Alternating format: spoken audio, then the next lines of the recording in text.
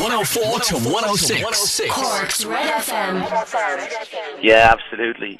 Some people have said to me that, we got second worst possible draw. That the worst possible draw was Cork in Cork. So we didn't come out of it maybe the way we would have liked. There was a few other teams there, and without being anyway disrespectful to them, they would have been more appealing to us than playing against Cork. Yeah. They had two great battles against Kerry, so they'll be coming into this one, well prepared. And after such a convincing win against Cavan, they got in plenty of shooting practice. So Danny Goulding has had plenty of practice in his free taking, so it's not going to be an easy one for us by any manner of means. Yeah, it was a great win for Wexford up in Galway last weekend, Jason. I'm sure it's lifted the confidence in the camp. But you said afterwards as well that you weren't entirely happy with the performance.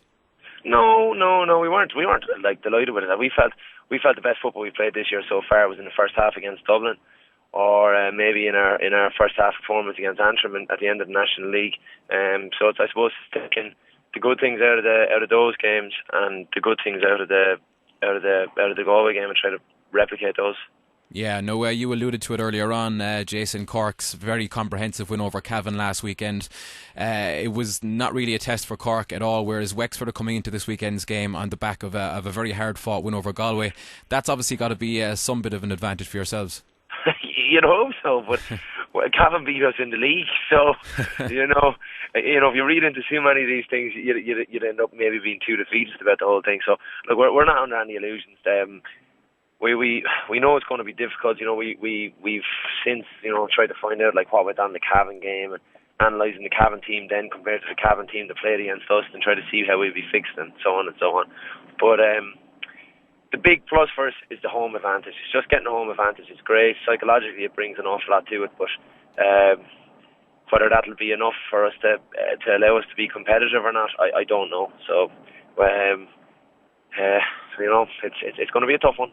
Yeah, I heard Tommy Carr saying during the week, Jason, that just during their warm-up down at Park Equive on Saturday afternoon, as soon as the Cork team came out of the tunnel, he said he kind of felt that the writing was on the wall, just looking at the Cork team, their physicality and their athleticism. I'm sure you won't be going with the same approach, though. No, but we know that they're big and we know they're athletic, and we know that they've won Division 1 this year and Division 2 last year and all the rest of that. Like, that's all. We know that, for sure, That's the great thing about sport. Two teams go out and play against each other, and on any given day, you don't know who's going to win the game. So, we'll go out and give it a rattle, and hopefully that we'll be able to, do enough to be competitive. It'd be a shame it'd be a shame for all the people that come along to come to a game that's not going to be competitive, and a game that Cork could run away with. That we just want to make it as competitive as possible, and any more than that would be a bonus. Yeah, no, quite often when people talk about Wexford, Jason, they immediately, the name that springs to mind is Matty Ford, but another man really came to the fore last weekend, Kieran Ling. I think he kicked 1-6, a fantastic player obviously, Fee. Yeah, Kieran is a very talented player. It's with Matty not playing last year, Kieran ended up getting far more attention from opposition teams, and this year now with Matty back and with a number of the other forwards doing well, it means that the defenders are having to spread their focus rather than just being able to, blanket defend against one player and making sure that player doesn't contribute. And I suppose that's a challenge that'll be facing us against Cork.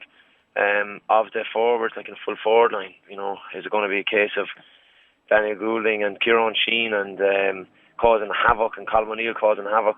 Or is one guy, we can't afford to just defend against one of them because there's plenty of other fellas there that do damage. But, we'd be hopeful that we'll get a good performance out of Kieran and likewise a good performance out of Matty. Yeah, just very, very finally, Jason, I'm sure all the experts will be assuming it'll be a Cork victory this weekend. But if he can play to your potential, do you believe this is a game you can win? It is, but we go into every game hopeful that you can win it. You hope that circumstances go for you and that luck shines on you and so on and so on. So on any given day, anything can happen, but on the law of averages like this, it's a game that Cork could be undoubtedly going into the favourites, but that's a tag that, us being underdogs, is a tag that we're well used to having at this stage, and we'll just keep fighting on and do our utmost to be as competitive as we can.